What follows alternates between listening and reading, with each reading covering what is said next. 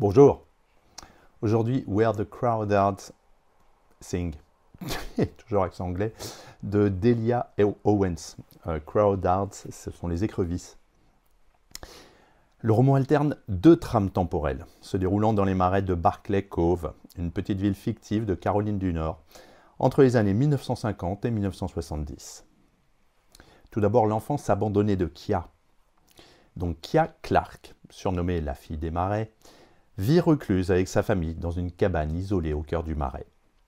Sa mère, battue par son mari, finit par fuir le foyer.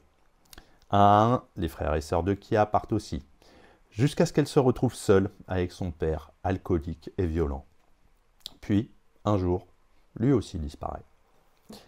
Dès l'âge de 6 ans, Kia apprend à vivre seule, cueillant des moules et des légumes pour se nourrir et évitant tout contact avec la ville. Elle est marginalisée, moquée par les enfants et ignorée par les adultes.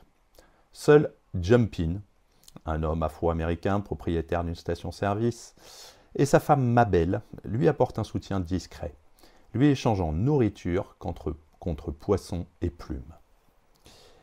Bien qu'analphabète, Kia développe une connaissance prodigieuse de la nature, qu'elle observe avec passion. Les marais deviennent pour elle un refuge, un monde plus digne de confiance que celui des humains.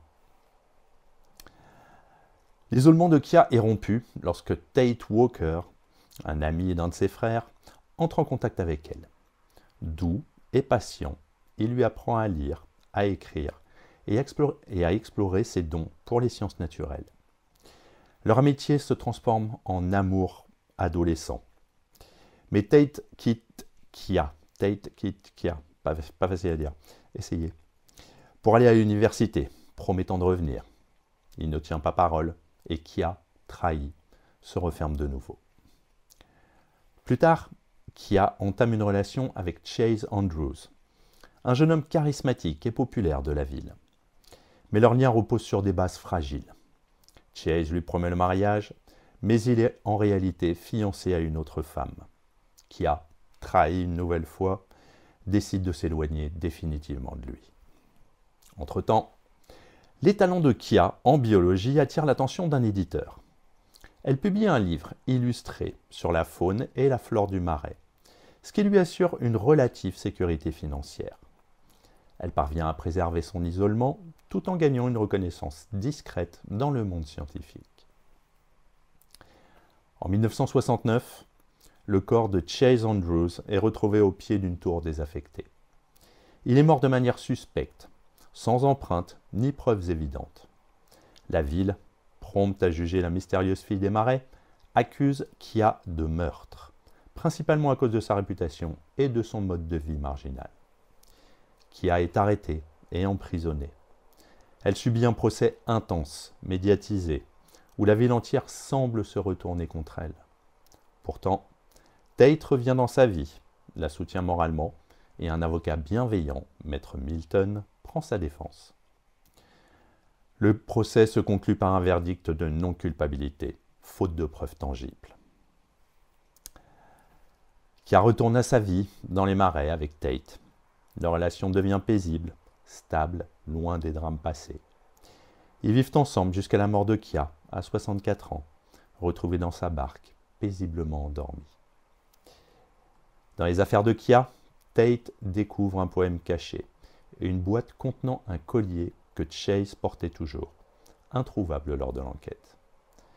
Tout indique que Kia a bien tué Chase, probablement pour échapper à une énième trahison ou une énième agression.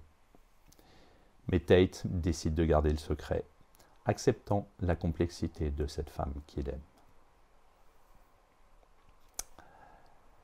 Qu'est-ce que c'est ce livre ? C'est un roman, une histoire d'amour, un thriller judiciaire et une ode à la nature.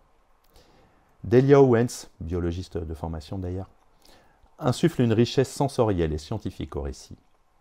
Le marais devient un personnage à part entière, un symbole de la beauté sauvage, de danger, mais également un refuge.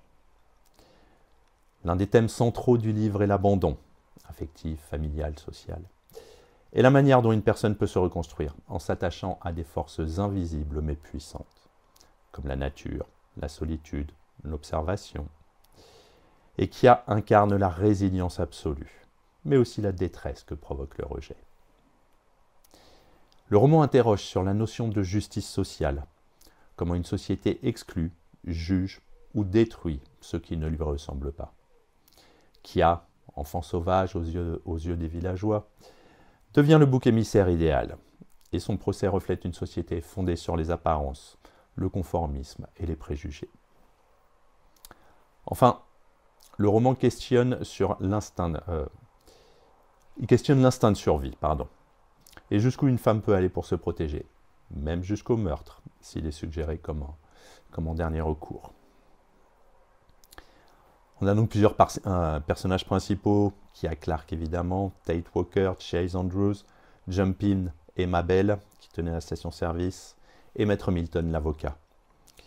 C'est un homme droit d'ailleurs, cultivé, profondément humain, et il défend Kia contre l'hostilité du système, avec calme et stratégie. Pour conclure, Where the Crawdads Sing est un roman lumineux et sombre à la fois. Il célèbre la nature, l'intelligence du cœur, la solitude choisie, tout en dénonçant la violence sociale, les injustices et l'intolérance. À travers Kia, Delia Owens offre un portrait bouleversant d'une femme que tout destinait à la disparition, mais qui a su se forger une liberté radicale, même au prix de certains choix extrêmes. Le roman nous rappelle que la vraie survie n'est pas toujours visible, ni propre, ni morale. Et parfois, là où chantent les écrevisses, la nature reprend ses droits, même sur la justice des hommes. À bientôt.